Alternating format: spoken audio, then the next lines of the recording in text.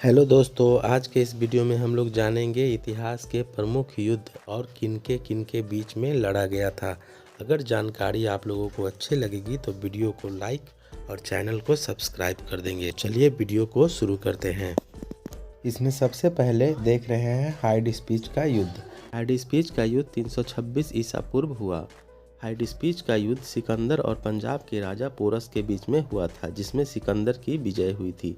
इस युद्ध को झेलम का युद्ध भी कहा जाता है, क्योंकि यह झेलम नदी के तट पर लड़ा गया था। कलिंग का युद्ध 261 ईसा पूर्व में हुआ था। कलिंग का युद्ध मौर्य सम्राट अशोक और कलिंग के राजा के बीच में हुआ था, जिसमें अशोक की विजय हुई थी। विजय के बावजूद युद्ध में हुए रक्तपात को देखकर अशोक ने भविष्य में युद्ध न करने की घोषणा की और बौद्ध धर्म अपनाकर धम्म नीति की घोषणा की।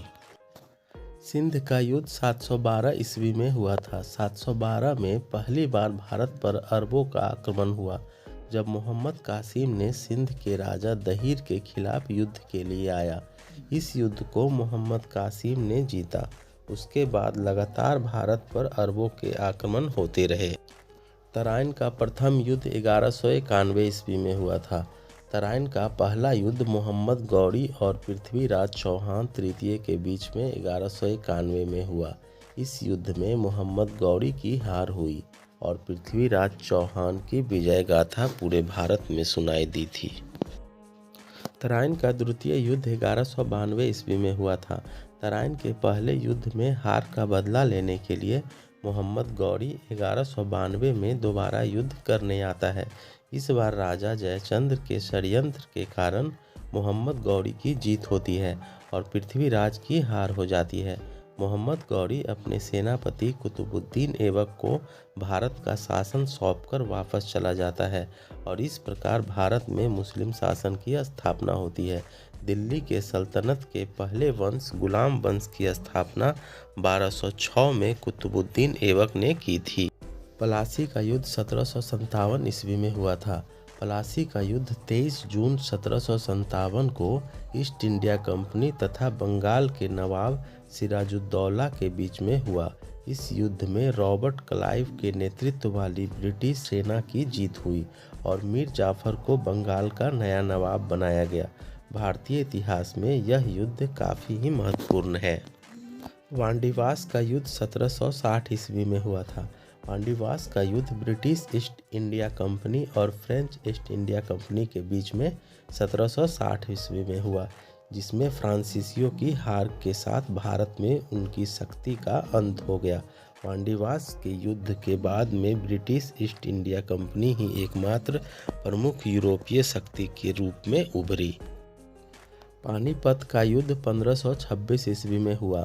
पानीपत का पहला युद्ध पहले मुगल शासक बाबर और इब्राहिम लोदी के बीच में 1526 में हुआ था।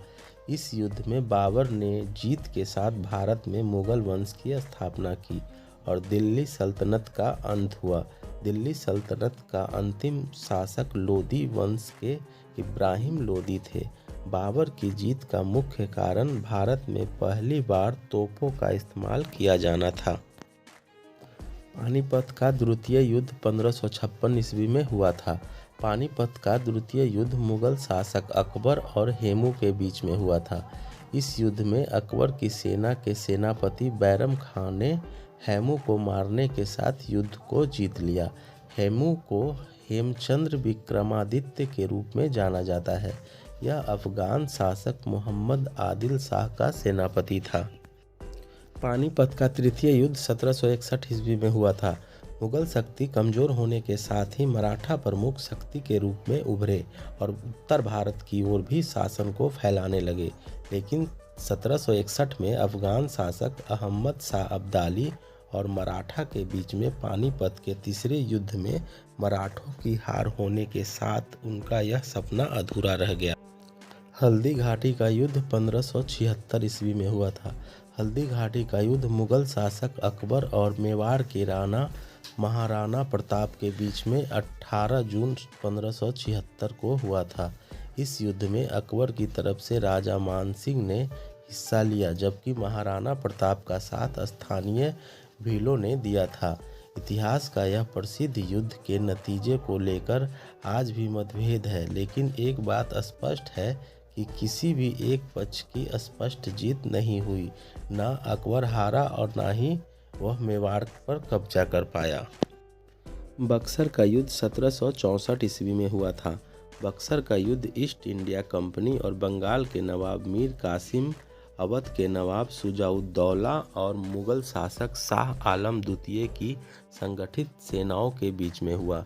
इसके बावजूद ईस्ट इंडिया कंपनी ने इस युद्ध को जीत लिया और पूरे उत्तर भारत पर बड़ी शक्ति के रूप में उभरा, और इसी युद्ध के बाद में ईस्ट इंडिया कंपनी भारत में प्रशासन में और ज़्यादा शामिल हुई। यह युद्ध भी बहुत ही महत्वपूर्ण है।